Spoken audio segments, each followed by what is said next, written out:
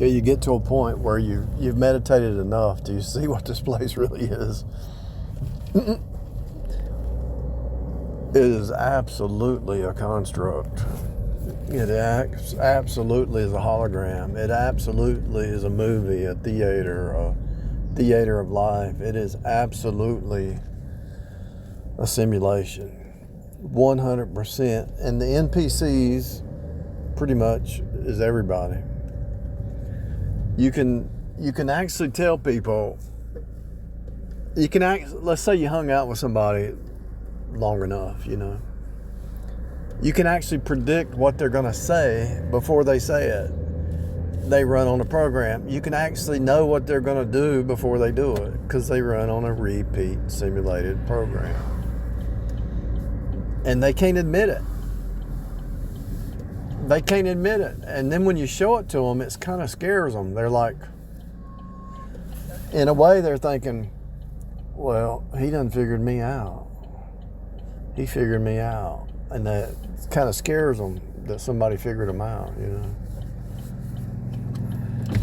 Like if you were to talk to a Baptist, independent Baptist long enough, you already know what they're going to say before they say it. If you talk to a Methodist and you hang out, you already know what I'm talking about a staunch Baptist, staunch Methodist. If you talk to a liberal, you already know what they're going to say. If you come up on somebody painted their hair orange or red, or let's say it's a woman preacher painted her hair red, you know what she's going, already know what she has. She's got the Jezebel spirit. The archetypes are clear. And the reason you can have archetypes in a 3D is because the 3D is a book. Because every book that's ever written, they got the hero archetype. They got the villain archetype. They get all these different character archetypes, and that's how it works out in 3D. Because it's a show. It's a show. And it's going to come to an end because it's getting so ridiculous. It has to come to an end. It's just getting to the point where it's just totally ridiculous. It's insanity. It's crazy. It really is getting out of hand. It's getting out of hand, people. Just like in the days of Noah, God has to end this thing. It has to come to an end. They were marrying and giving in marriage. That's what I'm talking about. They'll say, are you attacking marriage? No, I'm not attacking marriage. I'm just telling you what the Bible says, that you're running on a program. If the cares of this life distract you more than setting your affections above, then you're running on a program. Now you can.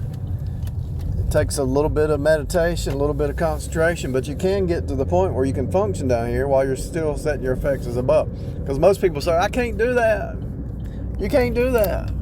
I even heard a preacher one time. I said, the Bible says, take all your thoughts captive. He said, if you do that, you'll go crazy. Nah, it's a skill. You have to learn the skill, people.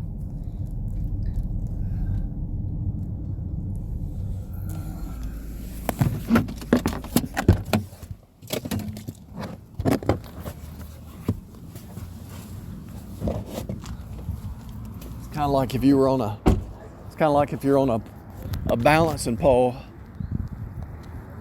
one of those poles those acrobats walk on. You're on that pole, you're balancing, walking, at the same time you're juggling. You're doing the balancing act while you're juggling. That's what it's like. You can get caught up in it if you're not careful and forget who you are. Forget that you're seated in the heavenlies in Christ.